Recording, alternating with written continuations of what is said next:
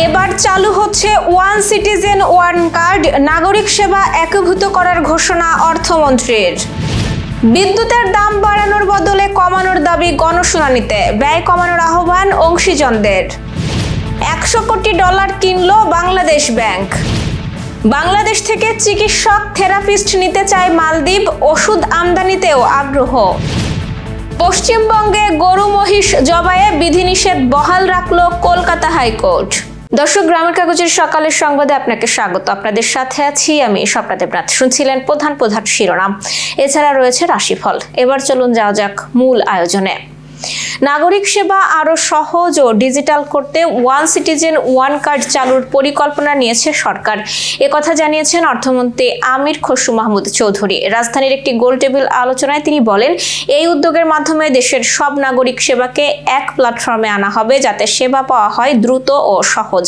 অর্থমন্ত্রী আরও জানান, অর্থনীতিকে কিছু গোষ্ঠীর নিয়ন্ত্রণ থেকে বের করে একটি কল্যাণমুখী ও মানবিক কাঠামো গড়াই সরকারের লক্ষ্য।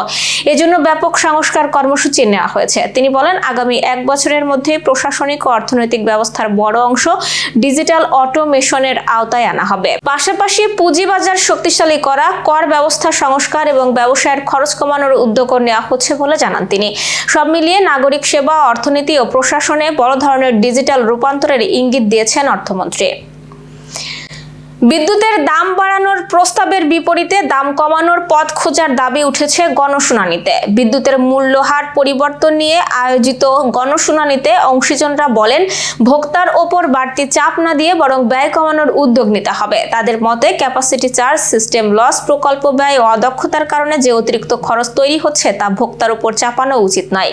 বিশেষজ্ঞরা আরও বলেন, বিদ্যুৎ খাতকে মুনাফা ভিত্তিক না করে কস্ট টু কস্ট ভিত্তিতে পরিচালনা করতে হবে। অন্যদিকে দরিদ্র গ্রাহকদের জন্য নির্দিষ্ট ইউনিট পর্যন্ত বিদ্যুৎ ফ্রি দেওয়ারও প্রস্তাব উঠে আসে শুনানিতে। বিআরসি জানিয়েছে, সব মতামত বিবেচনা করে চূড়ান্ত সিদ্ধান্ত নেওয়া হবে এবং লিখিত প্রস্তাবও গ্রহণ করা হচ্ছে। বৈদেশিক মুদ্রা বাজারে স্থিতিশীলতা বজায় রাখতে বাংলাদেশ ব্যাংক 6টি বাণিজ্যিক ব্যাংক থেকে $10 কোটি ক্রয় করেছে।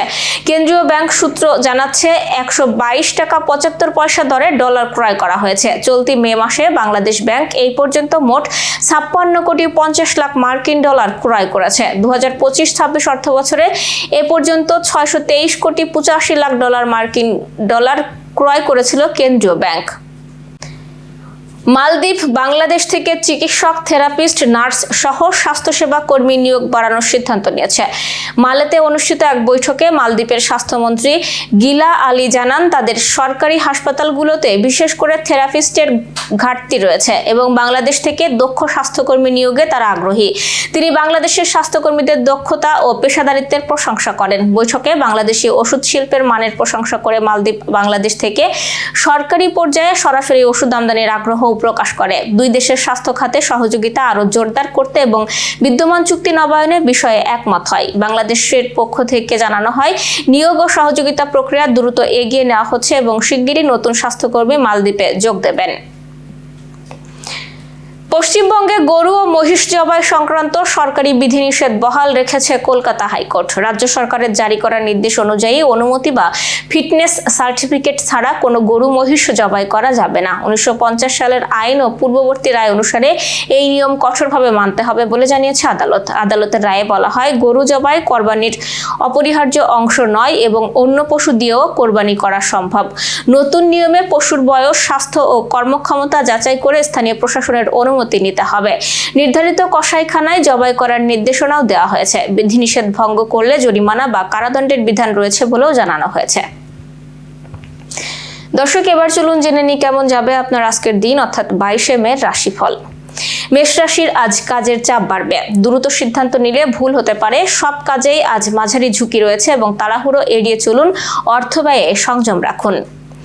বৃষ রাশির আর্থিক দিক ভালো যাবে। পুরনো পাওনা ফিরে আসতে পারে। আজ সে অর্থে কোনো ঝুঁকি নেই, তবে বিনিয়োগে যাচাই না করে সিদ্ধান্ত নেবেন না।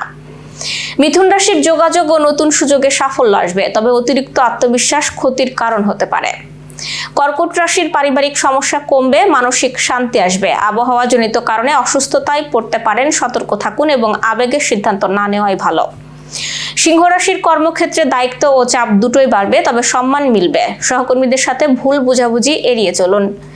কন্যা রাশির পরিকল্পনায় অগ্রগতি হবে, তবে স্বাস্থ্য কিছুটা দুর্বল থাকতে পারে। বিশ্রাম ও খাদ্যাভ্যাসে নজর দিন। তুলা রাশির সম্পর্ক ও সামাজিক ক্ষেত্রে ইতিবাচক পরিবর্তন আসবে। কারোর উপর অতিরিক্ত নির্ভরতা ক্ষতির কারণ হতে পারে। বৃশ্চিক রাশির আবেগ নিয়ন্ত্রণে রাখা জরুরি। আর্থিক সিদ্ধান্তে ভুল হতে পারে এবং বড় লেনদেন আজ এড়িয়ে চলুন। ধনুরাশির ভ্রমণ বা কাজের চাপ বাড়তে পারে, তবে ফল ভালো হবে। সময় ব্যবস্থাপনায় মনোযোগ দিন। মকর রাশির চাকরি বা ব্যবসায় স্থিতিশীলতা আসবে। ধৈর্য ধরে কাজ চালিয়ে যান। কুম্ভ রাশির সৃজনশীল কাজের সাফল্য ও বন্ধুদের সহযোগিতা পাবেন। পরিকল্পনা গোপন রাখাই ভালো। মীন রাশির মানসিক শান্তি ও আধ্যাত্মিক চিন্তায় মন যাবে। অপ্রয়োজনীয় ঝামেলা থেকে দূরে থাকুন। দর্শক, এই ছিল এখনকার আয়োজন। সব খবর সবার আগে জানতে ও দেখতে চোখ রাখুন গ্রামের কাগজের ইউটিউব চ্যানেল ও ফেসবুক পেজে। বিদ্যুৎ ও জ্বালানি তেল ব্যবহারে সাশ্রয়ী হন। আপনার কোনো তথ্য বা প্রশ্ন থাকলে জানাতে পারেন কমেন্টে। এতক্ষণ সাথে থাকার জন্য ধন্যবাদ। পরবর্তী খবর দেখুন বেলা 2:30টায়।